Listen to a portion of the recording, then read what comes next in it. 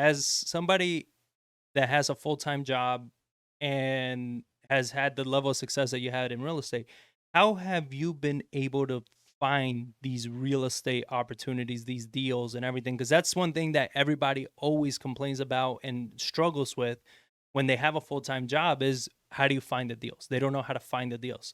What was it that you did that has given you the opportunity of doing all of these transactions? Well, as a common theme here, it's not just one thing. It's keeping options open. We've done a couple of things. We've really tried to figure out what we can do by ourselves, what are our strengths and what are our weaknesses, just as a couple that are trying to do it ourselves. So we found strength in finding and being able to, well, to purchase good cash flowing short term rentals, to find the assisted living homes that we did, but also more importantly, is we try to find people like yourselves that counter our strengths, Right. that we can provide value to them, they can provide value to us, and as a team, we're stronger.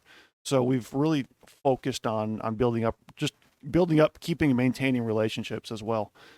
People that are actively involved to find the good deals, bring them to you, in providing value to the overall. The how does that go? The sum of the parts is better than the individual. Right. So we're really focused on that as well. Yeah, and I think that's it's something that we always preach about is your network. You Yep. need a powerful and good network. You need to build relationships, nurture those relationships, right? I mean, we wholesale to you the first house in 2017, right? And we kept that relationship with you. We make sure that we stay friends, we stay working together, doing all that because look how many deals we've done since because of that relationship, right? And with that, it's been everything else and the same for you.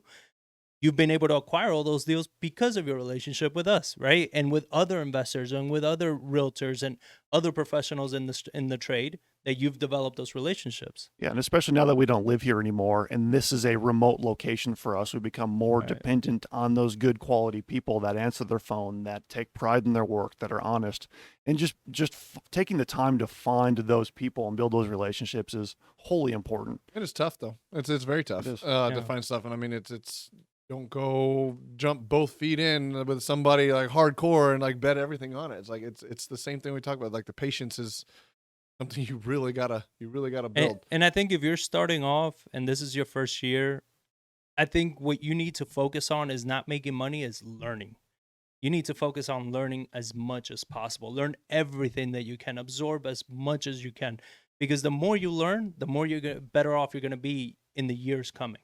And that was one thing that when I started, that's how I started. I started working for somebody, pretty much like chasing down leads and doing all this. They would pay me like a commission.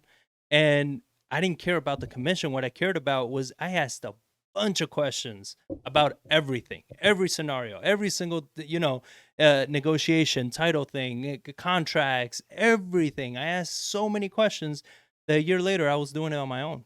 I didn't need to work with them anymore.